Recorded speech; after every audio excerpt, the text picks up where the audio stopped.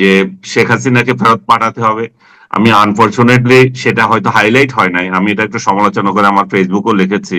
এর মধ্যে আমাকে সরকারের তরফ থেকেও একজন, তাদের তরফ থেকে একজনে বললো যে আমরা এত কষ্ট করছি, আপনি বলছেন যে বার্তা ব্যর্থ হয়েছে আমাদের। তো আমি আমার তরফ থেকে মনে করছি যে বার্তাটা ব্যর্থ হয়েছে এই সেন্সে যে এখানে শেখ হাসিনার বিষয়টা তো প্রথম হাইলাইট হবে।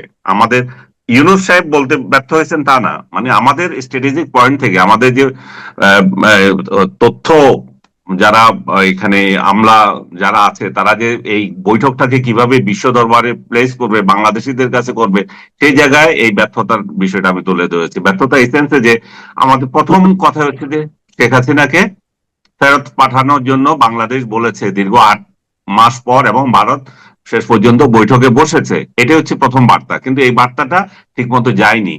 না যাওয়ার প্রথম কারণ হচ্ছে দেখেন এখন সোশ্যাল মিডিয়া এত অ্যাক্টিভ।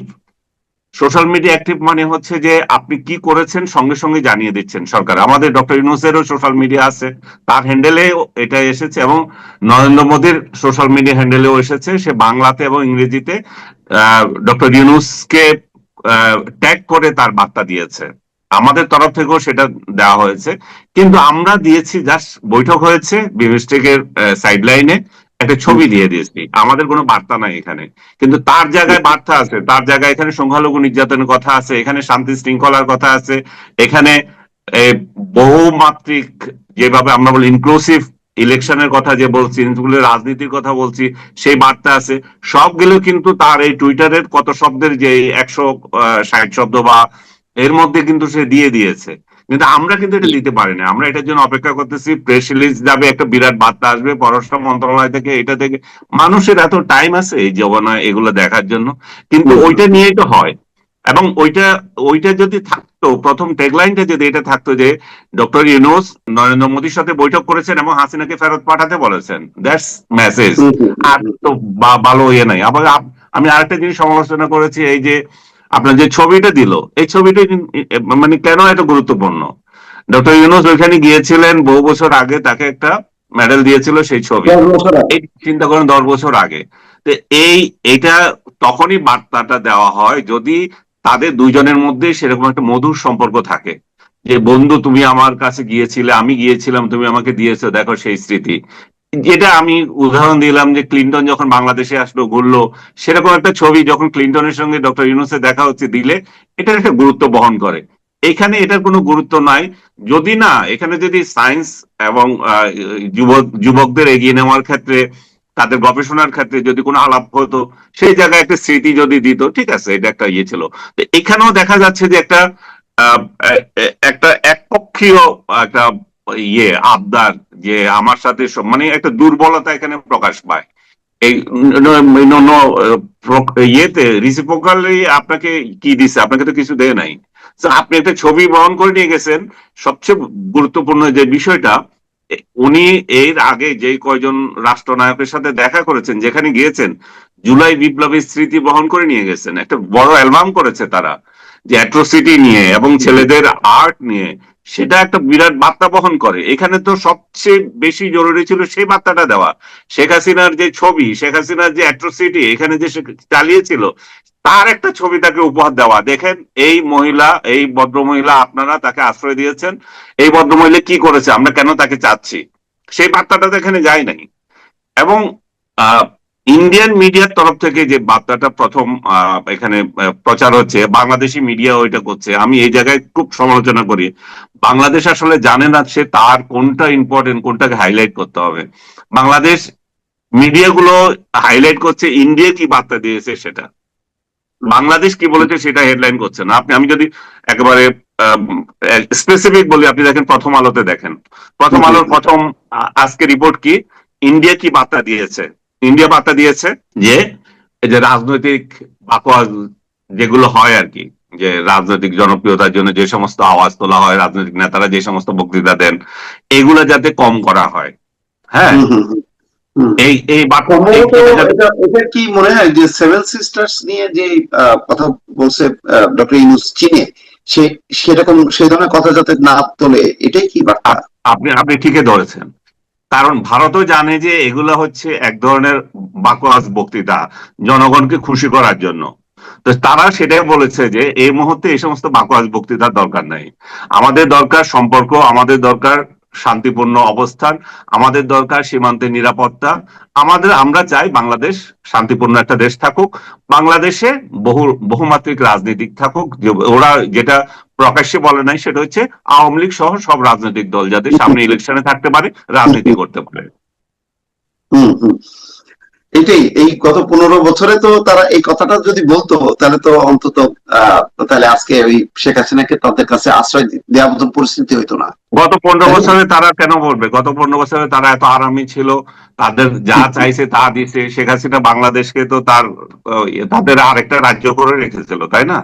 শেখ হাসিনার লোকজন এটা শুনলে খুব রাগারাগি করে এবং আমাকে বলে যে কিভাবে নতজানু ছিল দেখান, কিভাবে নতজানু ছিল, কিভাবে আর কত প্রমাণ দিতে হবে। পররাষ্ট্রমন্ত্রী নিজে বলতেছে যে আমাদের সম্পর্ক স্বামী স্ত্রীর। হ্যাঁ, হম হম তারপরে এই একটা ভুয়া নির্বাচন হচ্ছে, সেই নির্বাচনে এসে তাদের পররাষ্ট্র সচিব এসে আমাদের রাজনৈতিক দলের বিরোধী দলীয় একজন নেতা এরশাদকে রাজি করাচ্ছে যে ইলেকশনে যেতে হবে। এরশাদ বাধ্য হচ্ছে, এরশাদ পালিয়ে থাকছে।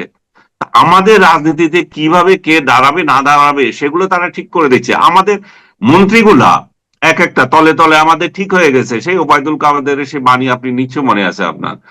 আর কি আমাদের এখানে কে কোন কোন আসনে প্রার্থী হবে, কে মন্ত্রী হবে, সেগুলো পর্যন্ত ভারত ঠিক করে দিত। এবং আমাদের প্রার্থীরা, আপনি এই 24-এর ইলেকশনও দেখেছেন, একজনে হুমকি দিয়েছে মান্নান কুষ্টিয়ার যে আমি কার প্রার্থী জানো, আমি নরেন্দ্র মোদীর, আমি ভারতের প্রার্থী। তো বুঝতে পারেন যে কতটা একটা দেউলিয়াপনা কতটা হলে একটা দেশ আরেকটা দেশের করদ রাজ্যের মতো আচরণ করে। তো ভারত যখন এগুলো সব পায়, ভারত এত সুবিধা পেয়েছে। আজকে ত্রিপুরা অনেক কথা বলছে, ত্রিপুরাতে যে একটা বিদ্যুৎ কেন্দ্র হলো সেটা কিন্তু বাংলাদেশের একটা তিতাস নদীকে বাঁধ দিয়ে তারপরে যন্ত্রপাতি পাঠিয়েছিল বাংলাদেশ। কতটা উদারতা দেখাচ্ছে, একটা নদীকে বাঁধ দিয়ে শুকনা করে তারপর তার যন্ত্রপাতি পাঠিয়েছে।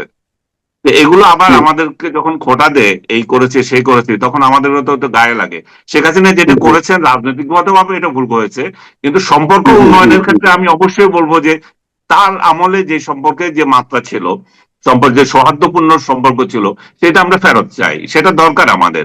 কিন্তু সৌহার্দ্যপূর্ণ সম্পর্ক করতে গিয়ে আমাদের নতজানু থাকার দরকার নাই। বন্ধুত্ব মানে ইকুয়াল রাইটস থাকতে হবে, বন্ধুত্বে নতজানু তো নাই।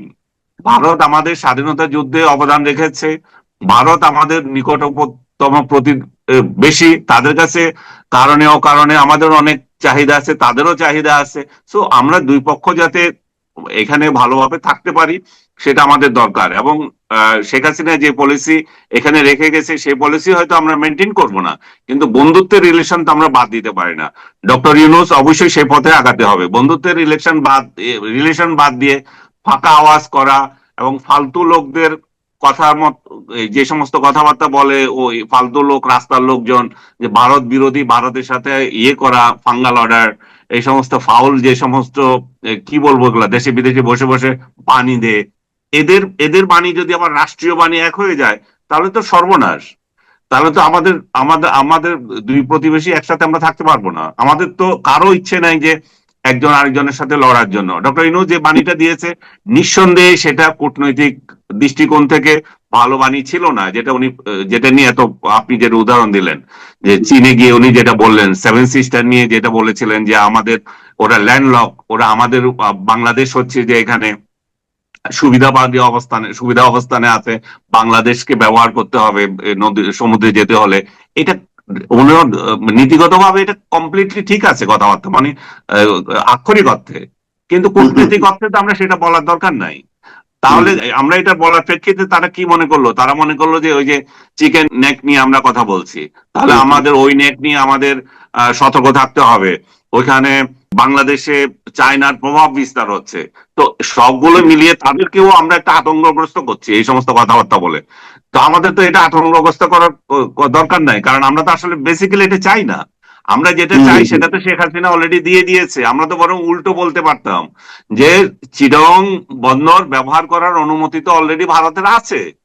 তো ভারত আরো কমিউনিকেশনের দিক থেকে আমরা সেভেন সিস্টারকে নিয়ে আমরা এই যাতে সমুদ্র বন্দর আমরা আরো কিভাবে ইউটিলাইজ করতে পারি সেটাই তো ডক্টর ইউনূসের ভাষায় কথায় আসা উচিত ছিল।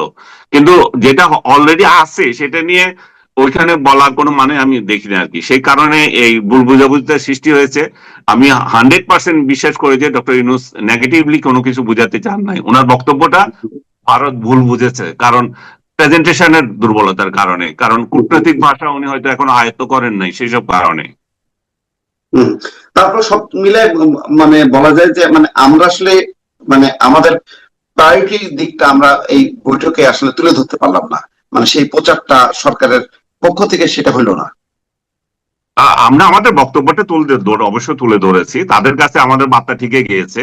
কিন্তু আমি বলছি যে মিডিয়া কাভারেজ, মিডিয়া মিডিয়া দৃষ্টি কাভারেজ। আকর্ষণ, সেই জায়গাতে আমাদের দুর্বলতা প্রকাশ পেয়েছে।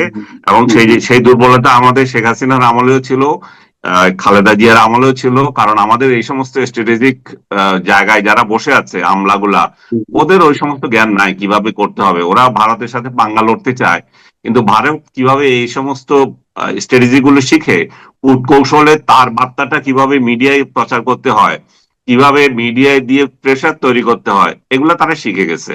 এগুলা তাদের তাদের এগুলো এখান থেকে ভারতীয়দের থেকে তাদের পাঠ নেওয়া দরকার। রাইট। অনেক ধন্যবাদ।